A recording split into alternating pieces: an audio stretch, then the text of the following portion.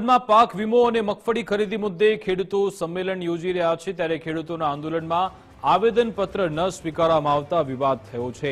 Collector, અધિક collector કે પ્રાંત અધિકારીએ આવેદન ન સ્વીકાર્યું। ત્રણમાંથી કોઈ પણ એક અધિકારી ઓફિસમાંથી નીચે આવ્યા જ નહીં। ખેડૂતોએ કલેક્ટર કચેરીમાં રામધૂન પણ શરૂ કરી હતી। ખેડૂત અગ્રણી પરેશ ગોસ્વામીએ તંત્રના નિર્ણયને તાનાશાહી ગણાવ્યો હતો। રાજાશાહીમાં પણ આવી સ્થિતિ ન હતી તેવું પરેશ ગોસ્વામીએ કહ્યું હતું। 3 લાખ રૂપિયા સુધીનું પાક ધિરાણ છે માફ કરવામાં આવે। એ સાથે 2019નો પાક વીમો છે એ પાસ થયેલો છે, જે ખેડૂતોને મળ્યો નથી, તાત્કાલિક આપવામાં આવે। અને એની સાથોસાથ જે ટેકાના ભાવે અત્યારે ખરીદી ચાલુ થઈ છે, ટેકાના ભાવે સરકાર 125 મણની ખરીદી કરી રહી છે, એની જગ્યાએ 200 મણ પૂરી મગફળીની ખરીદી કરે અને માવઠાના કારણે અમારી મગફળી પલળેલી છે, એ પલળેલી મગફળી પણ સરકાર ખરીદી કરી લે।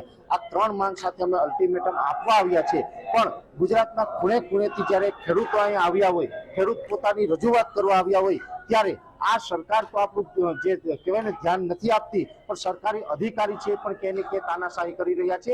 અહીંયા બેઠેલા કલેક્ટર શ્રી છે, ગુજરાતના ખેડૂતો આજે પોતાનો સમય બગાડી અને ગામડે ગામડેથી અહીં સુધી આવ્યા છે, પણ 10 પગથિયા ઉતરવા માટે પણ કલેક્ટરને અત્યારે તકલીફ પડી રહી છે અને રાજાશાહી જેવું વર્તન કરી રહી છે કે અમે 10 પગથિયા નીચે ઉતરીને ન આવીએ અને જે ખેડૂતો છે એની ઓફિસ સુધી આવે।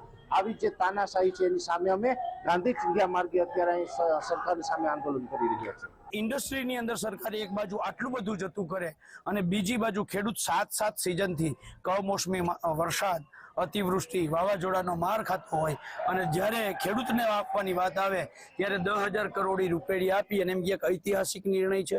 તો ઐતિહાસિક નિર્ણય કેવી રીતે ભાઈ? ઐતિહાસિક વરસાદ પડ્યો છે, અગાઉ ક્યારેય ના પડ્યો એટલો વરસાદ પડ્યો છે। છેલ્લી 11 વર્ષમાં સૌથી નીચી સપાટીએ ખેત પેદાશ ગઈ છે।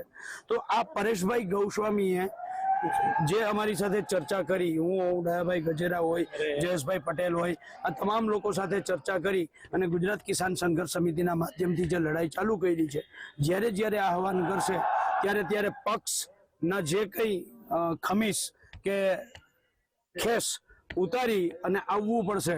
ખેડૂત એ જીવતો જાગતો વર્તમાન ભગવાન છે અને એ ભગવાને આ રીતે એમની હાલત જુઓ તમે, આ રીતે એને લડવું પડે પોતાના કામ મૂકીને, માલઢોર મૂકીને।